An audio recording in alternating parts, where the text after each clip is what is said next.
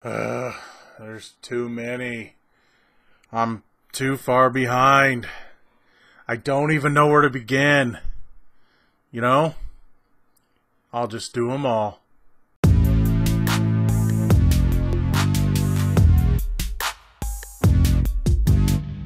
The first movie we're going to talk about is Tyler Perry's Nobody's Fool. And those of you that have watched me know that I'm not exactly the biggest fan of Tyler Perry anymore.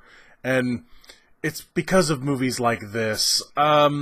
This movie is about a woman whose sister gets out of prison, and she tells her sister she's seen this great guy, and she hasn't met him in like a year, and he supposedly lives out on an oil rig or something like that, and he's the perfect guy. It's her soulmate.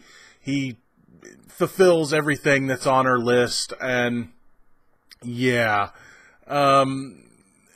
the movie's dumb. Let's just say that at first. It's dumb. It's one of those movies, and especially one of those Tyler Perry movies, where he just couldn't keep it simple. You see, this whole thing is her sister wants to get a job, and this guy that she's working for at this coffee shop likes the main character and wants to date her and stuff. And of course, he's not good enough because he has flaws, right? Because humans don't ever have flaws. There's perfect guys out there, right, ladies? And it's about her learning that, of course, this is the right guy for her, but this perfect guy's still out there, but it turns out this guy is catfishing her. And so the sister who is in prison contacts this reality show.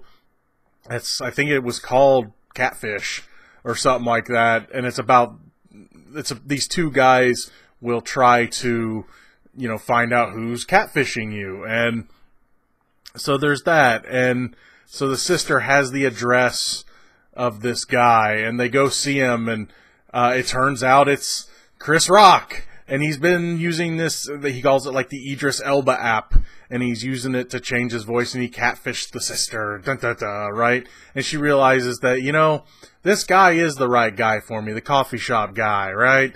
And they could have ended it there, and the movie would have been maybe a little short, but it would have been a better ending for this movie. But oh no, just like every other Tyler Perry movie, there has to be twists and turns. I mean, the guy has more twists in his movie than M. Night Shyamalan. So, of course there's a twist. The guy wasn't really catfishing her. He was a guy on an oil rig, and he was trying to get to her, and the time they were supposed to talk, he did have real issues. This movie's such a pain to watch. So then he comes and he's like, yeah, she's in a relationship with a coffee guy now, right? Coffee shop guy. So of course the friend says, you should go out with this guy just to make sure, right? Of course, friends giving stupid advice is always a good idea in movies. So, yeah, she goes out with the guy, and of course coffee shop guy sees her, and he basically tells her to F off, and then she goes out with this perfect guy, but he ends up being a gigantic douche, because of course he does. He's full of himself, and he apparently doesn't know what sex is, because he has sex with the main character's thighs and instantly finishes on her, and thinking he had sex with her. And of course, and don't forget, here's this too. Of course, coffee shop guy is like the greatest in bed ever, right? And so she realizes that, yeah, this guy is a douche, and I like coffee shop guy, and I want to try to get him back. Now, smart guy would, if the coffee shop guy wasn't a typical movie guy, he would have stuck with it and said, you know what, no. But of course they get back together, and of course there's a happy ending in the end.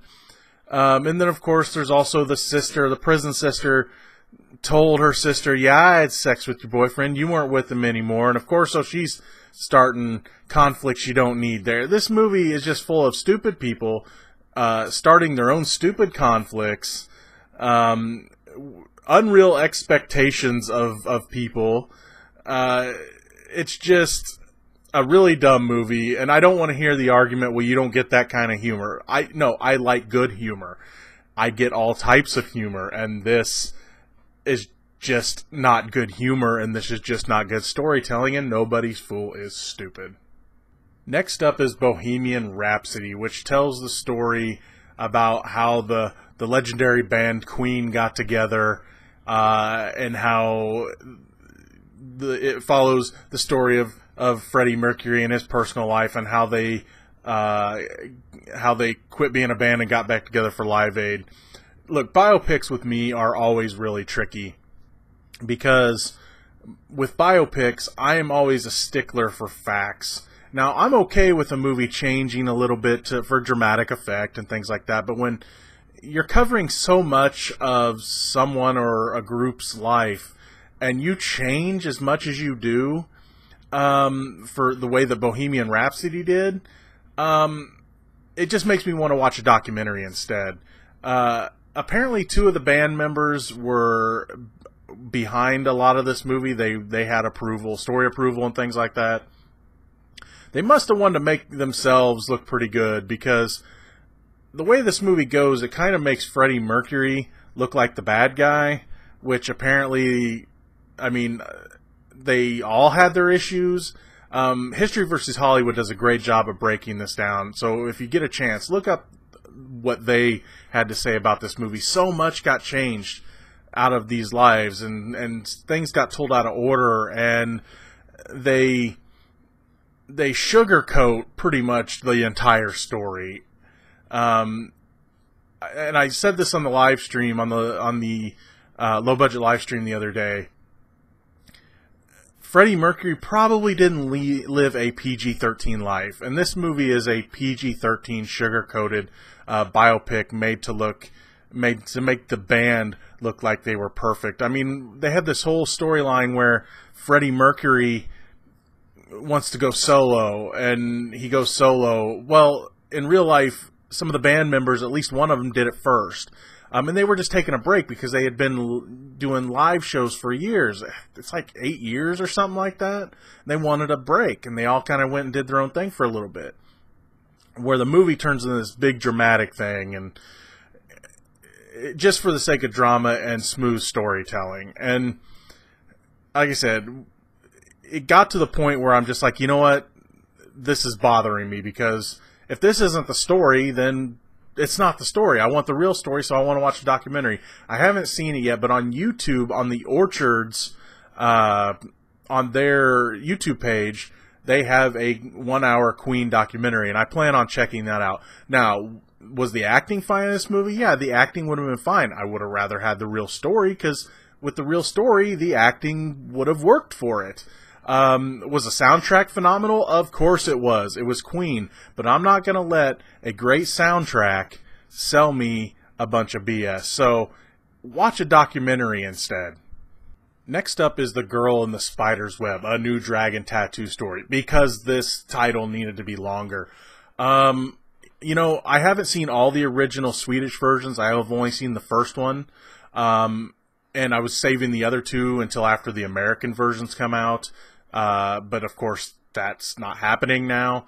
So I probably will go back and watch the other 2. But I like the first original Swedish version, and I love the Fincher version of Girl with the Dragon Tattoo. So I wasn't real happy when they decided to, I don't know if you want to call it a reboot or a continuation, whatever this movie is. I was like, you know, I like Claire Foy. I've liked her in some things. So fine, if you're going to redo it, at least they got somebody that I think could pull off the part. And then you saw the trailer, and it's that part where she's, you know, attacking that guy after he beats the crap out of his wife. And I was like, man, if this is the movie, I'm cool with it. And then the trailer came out that practically told you the entire freaking movie. And I'm like, really? This is it? They're turning this character, and they're taking stories which are usually kind of dark and twisted mysteries and turning into a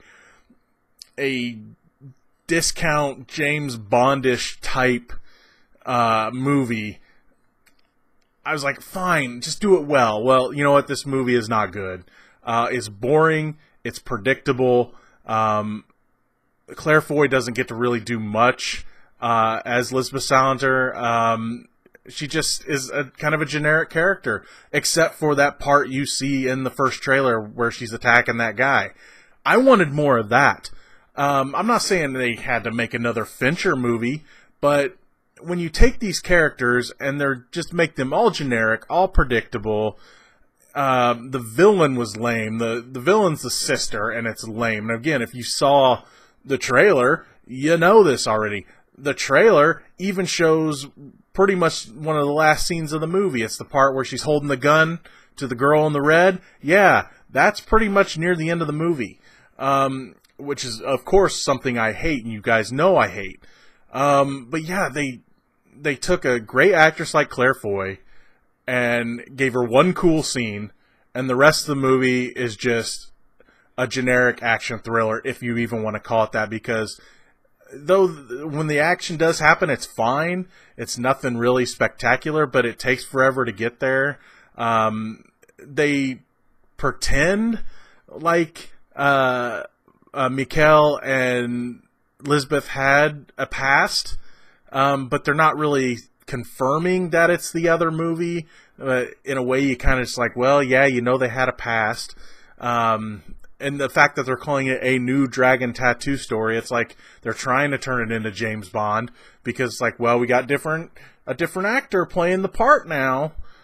So yeah, this movie will probably end up on the list of my biggest letdowns of the year, because I didn't want it made like this. I mean, I even went back and watched the Daniel Craig Rooney Mara one, and as many of you know, I have to be in a weird mood to watch that movie. And I was in a weird mood. I wasn't feeling good. You guys know I've been sick, which is why I'm so far behind. And I went back and watched it, and I'm just like, yeah, this movie's still good.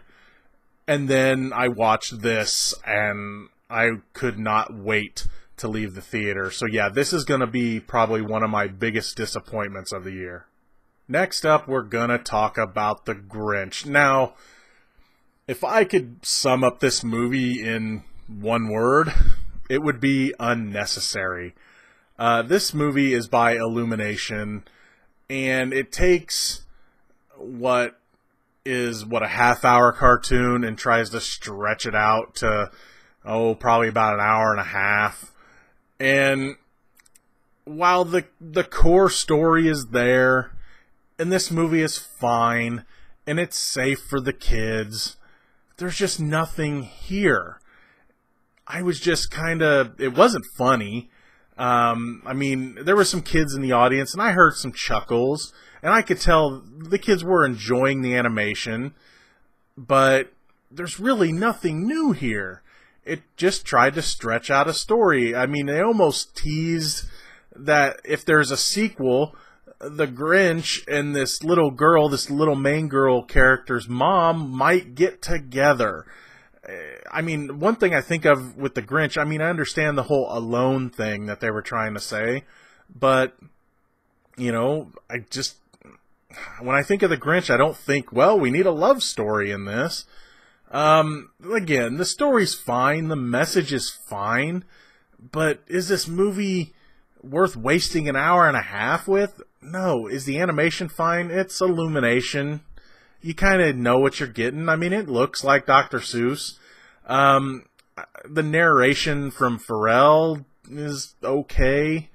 It's kind of sporadic. If they would have found like a better rhythm with it, it would have been fine. But it's like it would happen a couple times, and then it wouldn't be there for a long time. All of a sudden, oh, here's narration again. So yeah, The Grinch. Is it safe for your kiddos? Yes. Is it fine? Yeah. Would I say run to the theater to go see it? If there's nothing else for the kids to see, fine. I'm not going to recommend it. My kids will want to watch it when it comes out on video, or they may make me dragged in the theater to see it. Would I sit through it again? Yeah. Do I really want to? No. Next, we're going to be talking about Chris Pine's Outlaw King that's on Netflix. Whenever I first saw that this movie was coming out, the first thing I could think of, being that it's about Robert the Bruce, was, I think, of Braveheart. And really, this movie, in a way, I think really wants you to think of Braveheart. It doesn't start, like, say, right after Braveheart would have ended off history-wise, and I know Braveheart has its big-time history miscalculations. But this movie starts, if you're thinking of Braveheart, it starts at the battle where William Wallace is betrayed at. And goes, this movie starts there and then goes past where William Wallace is killed, and then it goes to where Robert the Bruce starts his new rebellion, or whatever you want to call it. Really, this movie, I felt like it, I don't want to say I wanted it to be longer, but I felt like it didn't really give me anything in the 2 hours, or 2 hours and 1 minute, that of its runtime. It didn't really give me much to attach to.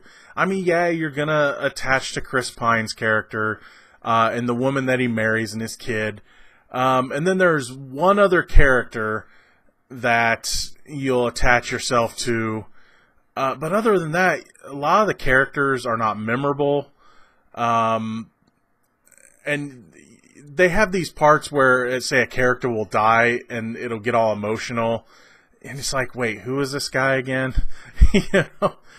I feel like this movie didn't do a good job at making you care about its characters.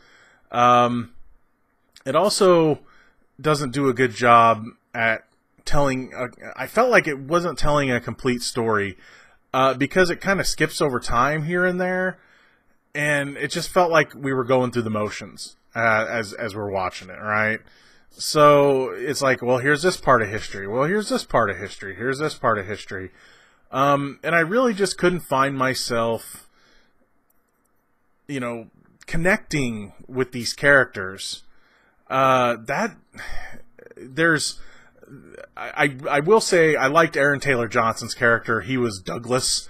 He was this character where near the first of the movie, when the king has kind of squelled the rebellion of William Wallace and the rest of the Scots, Douglas is like, well, I want my father's lands back. It's my birthright. And the king's like, well, your father was a traitor, so screw you and screw your family name, right? So the whole time, his character, when he's in battles, he's screaming his name. He's just like, Douglas! Douglas! And, I mean, at a point, it kind of, I won't say it gets annoying, but it's like, it's kind of funny. But there is a cool part near the end where he's fighting this one guy, and I guess we're supposed to remember this one guy. Again, a lot of the characters aren't very memorable. And he says to the guy, well, what's my effing name? And the guy's like, Douglas, and then he kills him. That was a cool part. But this movie does definitely almost make you say, I watched Braveheart and I liked Braveheart.